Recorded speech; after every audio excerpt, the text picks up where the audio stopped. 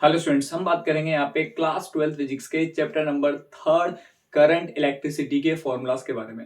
तो पार्ट 2 तक हमने कुछ फॉर्मूलाज कवर कर लिए थे। अब हम इस पार्ट 3 में आगे के फॉर्मूलाज जो है उस पर डिस्कस करते हैं। तो हम बात करेंगे फॉर सेमीकंडक्टर टेम्परेचर का इफेक्ट देख रहे थे हम, मेटल्स पर हमने बात कर ली थी। अब हम बात करेंगे सेमीकंडक्टर्स पर। अगर हम टेम्परेचर इंक्रीज करें, अगर हम टेम्परेचर क्या करते हैं, इंक्रीज करते हैं, तो सेमीकंडक्टर की जो कंडक्टिविटी है उस पर क्या इफेक्ट होता है। तो हमने ये देखा टेम्परेचर इंक्रीज करने पर क्या हो रहा है, तो जो चार्ज कैरियर्स है उसके सेमीकंडक्टर के इलेक्ट्रॉन्स और होल्स वो इंक्रीज हो रहे हैं टेम्परेचर इंक्रीज करने पर।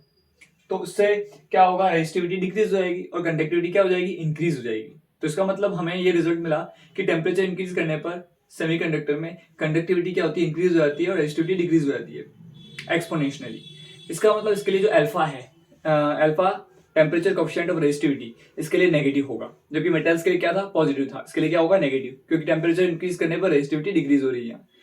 फिर हमने बात करी इंसुलेटर के लिए। तो इंसुलेटर के लिए जब हमने टेम्परेचर इंक्रीज करा तो जो कोवेलेंट बॉन्ड्स हैं वो ब्रेक हुए, मतलब चार्ज जो है वो इंक्रीज हो गए, चार्ज कैरियर्स इंक्रीज हो गए। तो चार्ज कैरियर्स इंक्रीज होने से रेजिस्टिविटी डिक्रीज हो गई और कंडक्टिविटी इंक्रीज हो गई। लेकिन ये बहुत कम होता है, मतलब रेजिस्टिविटी डिक्रीज तो होती है लेकिन बहुत कम डिक्रीज होती है, या हम बोले कंडक्टिविटी इंक्रीज तो होती है लेकिन बहुत कम कंडक्टिविटी इंक्रीज होती है।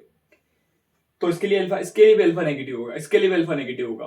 तो अल्फा नेगेटिव किस किसके लिए होता है, सेमीकंडक्टर्स और इंसुलेटर्स के लिए, और पॉजिटिव किसके लिए होता है, मेटल्स के लिए या कंडक्टर्स के लिए।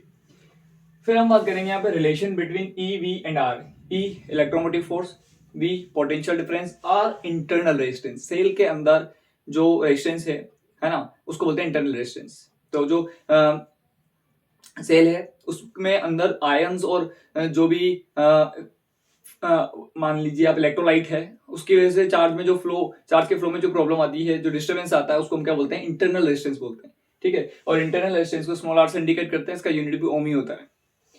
तो डिस्चार्जिंग के लिए, या ऐसे बोले current drawn from the cell, cell से जब करंट ले रहे हैं तो उस केस में ईवीआर में क्या रिलेशन होगा, तो V इक्वल्स टू हम लिखेंगे E minus I R.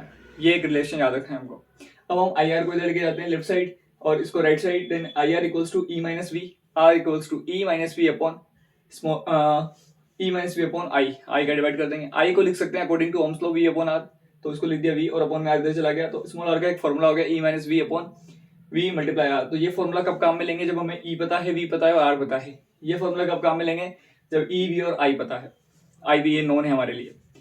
Now for charging में जो हम फॉर्मूला काम में लेंगे, V equals to E plus I R काम में लेंगे। यहाँ बस माइनस की जगह क्या आ जाएगा, इधर प्लस आ जाएगा चार्जिंग के केस में।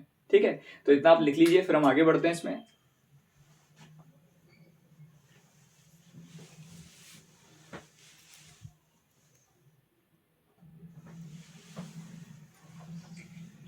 देखिए आगे बात करते हैं Kirchhoff first law. Kirchhoff first law क्या होता है, किरचॉफ फर्स्ट लॉ ये कहता है कि summation over I equals to zero. Summation over I equals to zero मतलब जैसे ये मान लीजिए हमारे पास एक ओपन सर्किट है, इस ओपन सर्किट में ये एक पॉइंट दिख रहा है आपको, इसको बोलते हैं नोड पॉइंट, इसको बोलते हैं जंक्शन पॉइंट। तो जंक्शन पॉइंट या नोड पॉइंट वो होता है जिसपे आके दो अलग अलग, कम से कम दो अलग अलग करंट की जो वैल्यूज हैं वो मिले, मतलब दो अलग अलग वायर्स मिले, ठीक है, या ब्रांच मिले जिसमें अलग अलग करंट फ्लो हो, मिनिमम 2 ऐसी होनी चाहिए, उसको हम जंक्शन पॉइंट बोलते हैं। उस जहां ये मीट करता है, दोनों ब्रांच मीट करती है, अलग अलग करंट वाली जो ब्रांच है उसको हम जंक्शन पॉइंट या नोड पॉइंट बोलते हैं। तो summation over I equals to zero का मतलब यह है कि जितनी भी करंट्स है ना उन सब का सम इस पॉइंट पर जीरो होता है। बस इसके पास आने वाली करंट को आप पॉजिटिव लोगे और इससे दूर जाने वाले करंट को नेगेटिव लोगे।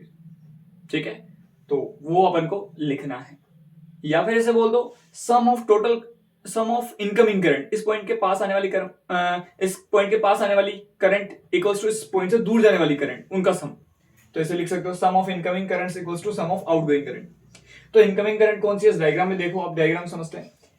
I1 इसके पास आ रही है, ठीक है, I1 टूवर्ड्स है, I3 है और I5 है। तो ये लिखा हुआ I1 plus I3 plus I5 equals to, जो अवे है, दूर जा रही है, वो कौन सी है, I4 है और I2 है, equals to I2 plus I4। तो ये इस तरीके से ये जो लॉ है, किरचॉफ फर्स्ट लॉ, लगाया जाता है।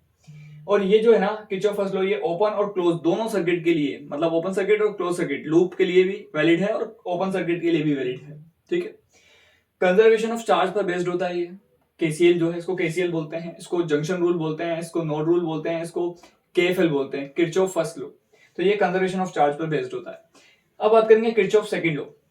किरचॉफ सेकंड लॉ क्या है? Summation over V equals to summation over E। Summation over V मतलब जो रेजिस्टर्स पर पोटेंशियल डिफरेंसेस का सम है वो इक्वल होगा उस क्लोज लूप में जितने भी सेल लगे हुए हैं उन सबका सम, E1 plus E2 plus E3, और प्लस माइनस डिपेंड करेगा कि भाई किस तरीके से हम सेल को कनेक्ट कर रहे हैं, प्लस माइनस उसके अकॉर्डिंग ले लिया जाएगा, ठीक है, उसके रूल्स होते हैं।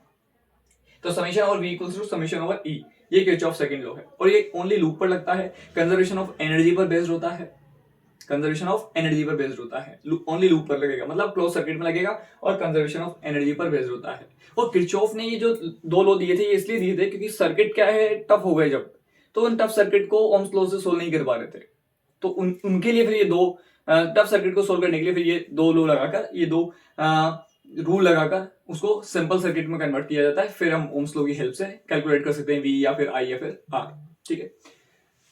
तो ये हमने बात कर ली। इलेक्ट्रिकल एनर्जी का फॉर्मूला होता है E equals to VIT, E equals to VIT, potential difference multiply current multiply time, ये इलेक्ट्रिकल एनर्जी का फॉर्मूला है। फिर हम V को IR लिख देंगे, तो ये E equals to I into R multiply IT, तो E का फॉर्मूला एक और हो जाएगा I स्क्वायर RT। तो जब VIT गिवन है तो ये वाला फॉर्मूला अप्लाई कर लो, और अगर IROT है तो ये फॉर्मूला अप्लाई कर लो।